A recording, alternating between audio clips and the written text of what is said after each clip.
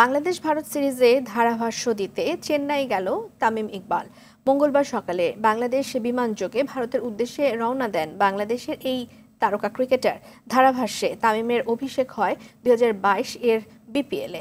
এরপর 2023 এর ডিসেম্বরে ঢাকায় নিউজিল্যান্ডের বিপক্ষে বাংলাদেশের টেস্টে আন্তর্জাতিক